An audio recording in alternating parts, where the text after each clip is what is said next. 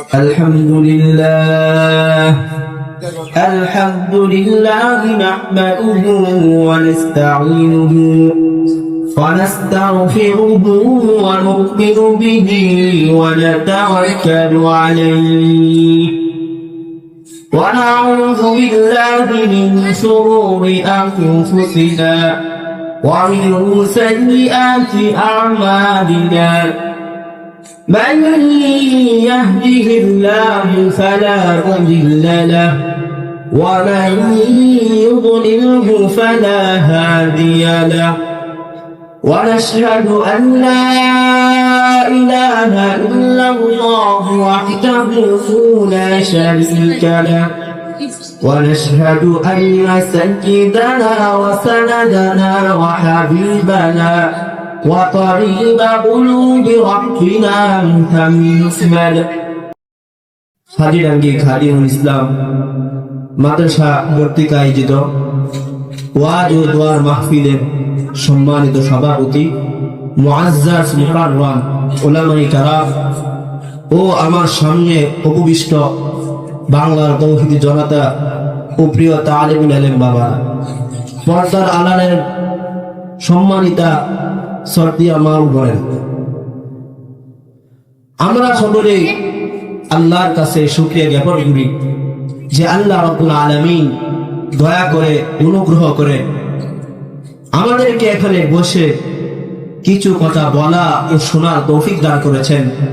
সেই জন্য আমরা সকলে অন্তঃস্থল থেকে শুকরিয়া আদায় করি, সকলে বলি আলহামদুলিল্লাহ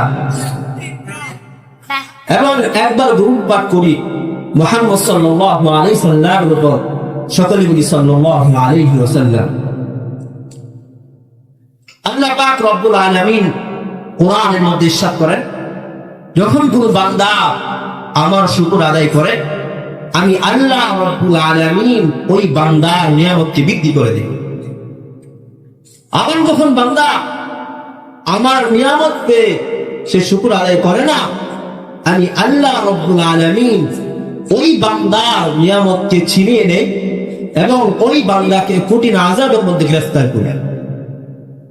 সেজন্য মুমিন বান্দার প্রত্যেকটা মুহূর্তে উচিত সে যে অবস্থায় থাকুক না কেন সে সর্বদা আল্লাহর শুকর আদায় করবে, আর যখন বিপদে পড়বে তখন সে সবর করবে।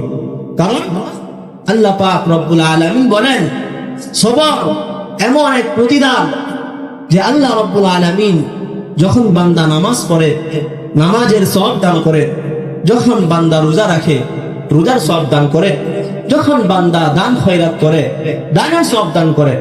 কিন্তু একমাত্র একটা আমল এমন আছে, যখন বান্দা সে আমলটা করে আল্লাহ পাক রব্বুল আলামিন বলেন আমি বান্দাকে বেহিসাব সওয়াব দান করি, সেটা হচ্ছে সবর।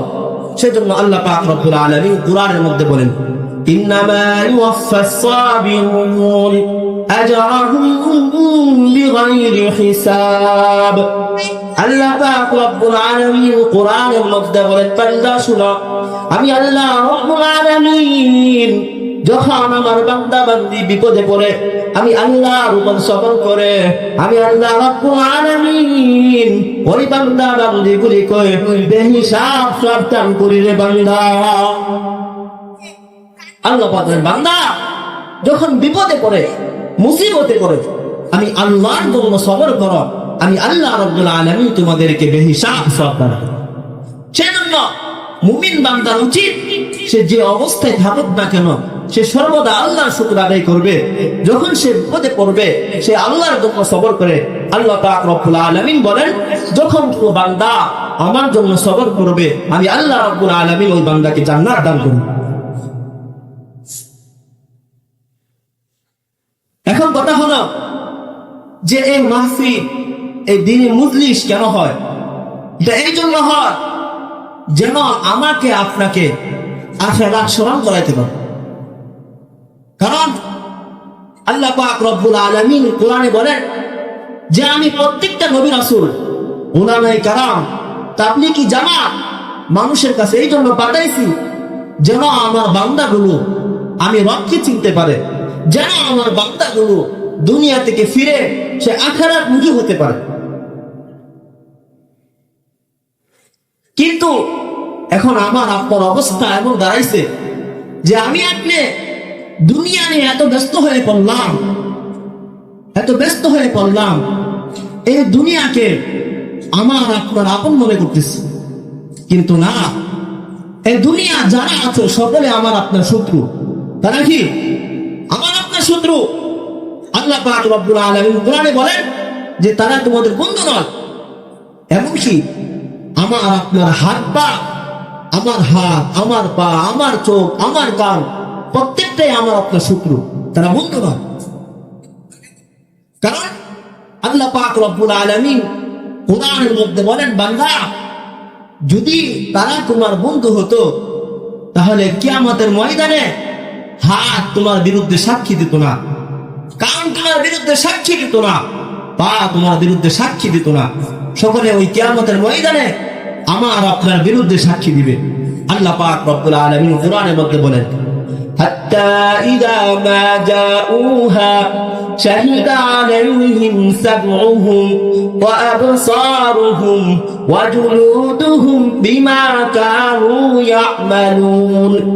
কিয়ামতের ময়দানে কান বলবে, রব্বুল আলামিন আপনি এত সুন্দর কান দিয়েছিলেন গো আল্লাহ, সে ওই কান দিয়ে কোরআন তেলাওয়াত শ্রবণ করে নাই, সে ওই কান দিয়ে আপনার কথা শ্রবণ করে নাই, গভীর রাত্রে হেডফোন লাগাইয়া আপনার বিরুদ্ধে সে কাজ করেছে।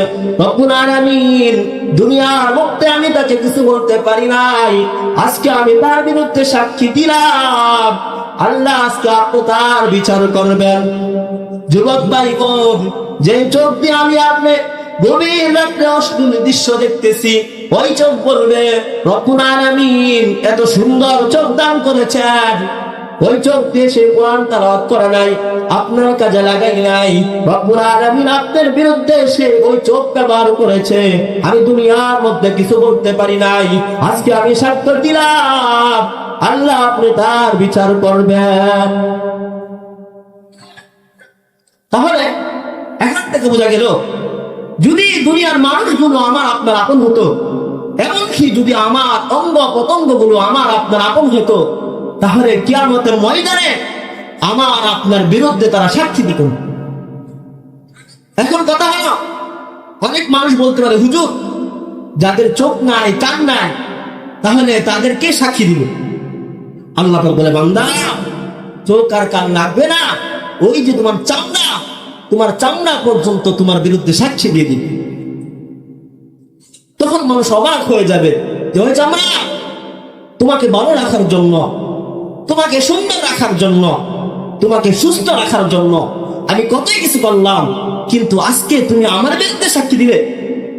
তখন চামড়া বলবে, যে রব দুনিয়ার মধ্যে তোমাকে বাক শক্তি দিয়েছিল, কথা বলার শক্তি দিয়েছিল, ওই রব আজকে আমাকে এই সাক্ষী দিতে, আমাকে কথা বলার শক্তি দিয়েছে যেন তোমার বিরুদ্ধে সাক্ষী দেয়। সেজন্য আল্লাহ পাক রব্বুল আলামিন কোরআনের মধ্যে বলেন, قالوا أنطقنا الله الذي أنطق كل شيء।